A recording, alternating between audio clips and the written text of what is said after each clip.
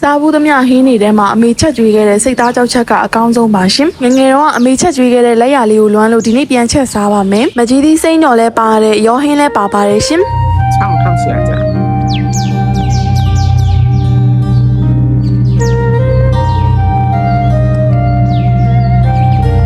အမေကတော့ထုံးစံအတိုင်းသူ့အိယာနိုးကနေရွှေလင်းအတွက်အယောဟင်းချက်ရအောင်ဆိုပြီးတော့ပဲနှလုံးပြုတ်ပေးထားပါတယ်ပဲပြုတ်ထားရပြီဆိုတော့ဟင်းစားချက်ပါမယ်ရှင်အခုတလောပိုင်းလေးဘာဖြစ်နေရလဲမသိဘူးလူတော်တော်များများနေသိမ့်မကောင်းကြဘူးရာသီဥတုကြောင့်မဲလားတုတ်ကွေးရာသီမို့လားမပြောတတ်ပါဘူးပြီးခဲ့တဲ့ရက်ပိုင်းကအမေတော်နေမကောင်းလို့ရွှေလင်းမှာဗီဒီယိုတောင်မတင်နိုင်ဘူးဘာမှမလုပ်နိုင်ဘူးဒီရက်ပိုင်းတော့နေကောင်းသက်သာသွားပြီမို့လို့ဗီဒီယိုလေးလည်းပြန်တင်ပါမယ်အမေစားကျင်တဲ့ဟင်းလည်းချက်ပေးပါမယ်အိမ်မှာဘူးသီးတွေဝယ်ထားအရန်တဲ့လည်းရှိနေရဆိုတော့အမေကအယောဟင်းစားကျင်တယ်ဆိုလို့ကြောက်ဖြုံနဲ့မဟုတ်ဘဲနဲ့ဘူးသီးရဲ့ပဲရဲ့ဝက်ရိုးရဲ့ရောပြီးတော့အယောဟင်းလေးချက်ပါမယ်ရှင်အယောဟင်းနဲ့တပြုံးနဲ့မတူဘူးနော်တပြုံးဆိုတာကြောက်ဖြုံဒါမှမဟုတ်ရှင်လဲဘူးသီးအဲ့ဒါကိုဝက်သားနဲ့ရောပြီးတော့ချက်တာကိုတပြုံးလို့ခေါ်တာမလားဒါကပဲလဲပါပါတယ်ရှင်ရွှေလင်းတို့အိမ်မှာတော့အယောဟင်းချက်လို့ရှင်ကလပဲကိုအသုံးပြုတာများပါတယ်အယောဟင်းထဲမှာပဲလဲပါတယ်ဝက်ရိုးလဲပါတယ်ဘူးသီးဒါမှမဟုတ်လို့ရှင်ကြောက်ဖြုံသီးပါပါတယ်အားမရှိသလိုခံစားနေရလို့ရှင်ဒီဟင်းရင်ချက်တော့ပါရှင်အမေကတော့နေကောင်းကာစားကိုဒီဟင်းရင်လေးစားကျင်တယ်ဆိုလို့ရှင်လေးကချက်ပေးနေတာပါအော်ကာစားမကြီးသီးစိမ့်တို့လေးလာရောက်လို့လဲဝယ်ထားပါသေးတယ်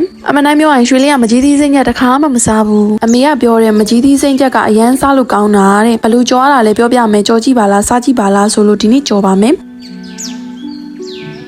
အမေစားကျင်တဲ့ဟင်းလဲချက်ကျွေးရွှေလင်းစားကျင်တဲ့စိတ်သားကြောက်ချက်လဲချက်စားပါမယ်ရှင်စားကျင်လို့ကြောက်ဆယ်ဈေးတွေကနေနဲ့စိတ်သားကြောက်ထုံနှစ်ထုံမှာလိုက်တာဈေးကြီးလို့တဲ့အမေကတော့ထိုင်ပြောနေလေရဲ့唱唱起来讲。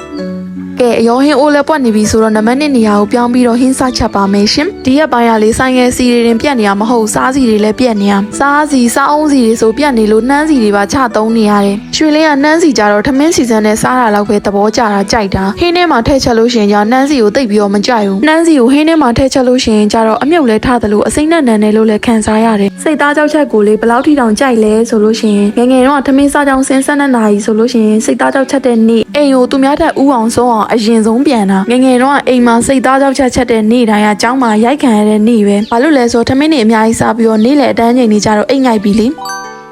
အရိုက်ခံရလဲစားတာပဲအငေါက်ခံရလဲစားတာပဲတခါတလေ3နာရီကျောင်းစင်ကျူရှင်တန်းမသွားဘဲနဲ့အိမ်ပြန်ပြီးတော့ကိုထမင်းဝင်စားသေးရအဲ့ဒီအချိန်တွေတော့ကလည်းအမေချက်ကျွေးခဲ့တဲ့စိတ်သားကြောက်ချက်ကတကယ်ကိုကဘာပေါ်မှာအကောင်းဆုံးဖြစ်ခဲ့တာငယ်ဘွားအမတ်တရကြီးဆိုတာပြောလို့တော့ကုန်မှာမဟုတ်ဘူးရွှေလင်းရဲ့အကျင့်ရွှေလင်းအရန်ပျော်ရွှင်ရတဲ့အချိန်တွေဆိုလို့ရှင်အနံ့လေးနဲ့လည်းမှတ်ထားလေးရှိရဲ့အစားတောက်လေးနဲ့လည်းမှတ်ထားလေးရှိရဲ့တစ်ချိန်ချိန်မှာအဲ့ဒီအနံ့ကိုပဲပြန်ရရင်ပဲဖြစ်ဖြစ်အဲ့ဒီအစားတောက်ကိုပဲပြန်စားရရင်ဖြစ်ဖြစ်အဲ့ဒီအချိန်တွေကိုပြန်ရောက်သွားခဲ့တယ်လို့ပဲအဲ့ဒီအချိန်တော့အမေလုပ်ပေးခဲ့တဲ့စိတ်သားကြောက်ချက်ကိုလည်းမေးကြည့်အောင်လေပြေပန်းညိုရွက်ပြုတ်လေးတွေစိတ်ပြေရွက်ပြုတ်လေးတွေတရက်တီးအတိုးမြုပ်လေးတွေနဲ့စုံစုံလင်းလင်းကိုလုပ်ပေးရတာအခုကျတော့ရွှေလင်းကပြန်ချက်ကျွေးရမယ့်အချိန်ကိုရောက်နေပြီဘလို့ပဲဖြစ်ဖြစ်ကအမေကိုကျတော့အချိန်ကြီးအများကြီးလဲပေးနိုင်တယ်ကျေးဇူးဆက်ခွင့်လဲရတယ်အဖေကိုကျတော့အဖေနေမကောင်းတဲ့အချိန်2 နှစ်လောက်အနီးကပ်ပြုစုလိုက်ရတာလွဲပြီးတော့ဘာကျေးဇူးမှလည်းမဆက်လိုက်ရအောင်အဲ့တော့ကကျတော့လဲရွှေလင်းကဘာမှလည်းမသိသေးဘူးကြက်လည်းမပြေဘူးခေါင်းမှပြီးတော့လှုပ်ချင်အောင်လှုပ်ပြီးတော့စိုးဖို့ငိုဖို့တစိုးထိုးလှုပ်ဖို့ရပဲတည်ရအချိန်နေမဲ့နောက်ပြန်ဆုပ်လို့ရရင်ဘယ်မှမသွားနဲ့ဆိုဘယ်မှမသွားဘဲနဲ့စားကျင်တာတွေပဲချက်ကျွေးချင်ပါသေးရဲ့ရှင်